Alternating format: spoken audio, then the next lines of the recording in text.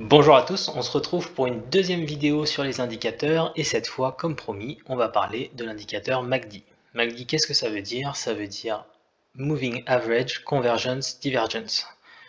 Donc déjà, il faut savoir qu'il y a plusieurs choses. Il y a deux lignes et un histogramme. La première ligne, c'est ce qu'on appelle la ligne MACD. La moyenne mobile long terme moins la moyenne mobile court terme. Donc ce ne sont pas les mêmes, attention. Là, je suis sur du 26 et 11.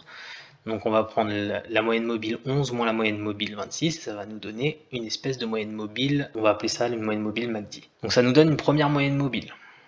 La deuxième moyenne mobile, ça va être une moyenne mobile, donc pour moi 7, mais en général c'est 9, de cette première ligne.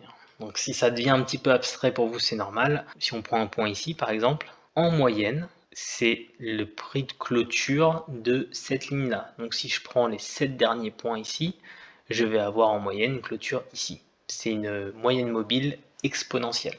Et enfin, l'histogramme, ça va être la différence entre la ligne MACD ou MACD ou la ligne et la ligne signal. C'est un oscillateur, on appelle ça.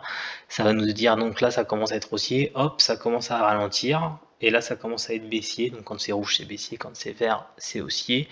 La taille des barres va nous donner vraiment la puissance du mouvement. Donc comment on utilise le MACD dans une stratégie? Donc comme les moyennes mobiles, on va regarder les croisements à la hausse, à la baisse. On va aussi regarder si c'est cohérent avec notre mouvement ici. Donc vous voyez qu'ici, là, il y a un croisement à la hausse, qu'on était rouge, qu'on commence à aller vert. Donc là, clairement, c'est confirmé en plus avec les moyennes mobiles. On pourrait rentrer à ce moment-là.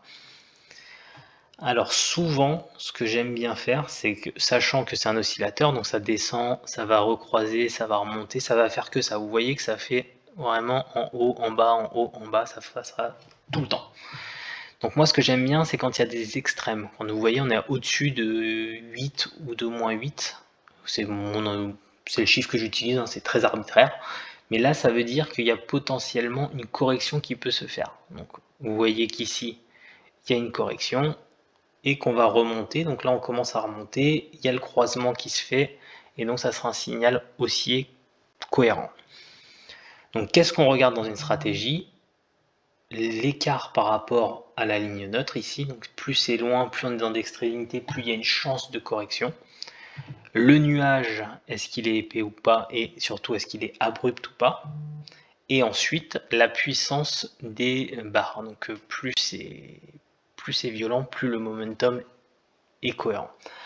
Donc moi je l'utilise vraiment en confirmation des moyennes mobiles, hein. Donc il y en a qui l'utilisent différemment, c'est à vous de l'utiliser comme vous l'entendez, mais vraiment pour moi ça va de pair avec les moyennes mobiles. Donc voilà pour le MACD, j'espère que c'est relativement clair. Si ça vous a plu, en tout cas j'espère que ça vous a plu, si c'est le cas, n'hésitez pas à mettre un commentaire, un like, vous abonner à la chaîne. Je vous remercie et je vous dis à très bientôt pour une vidéo sur le RSI.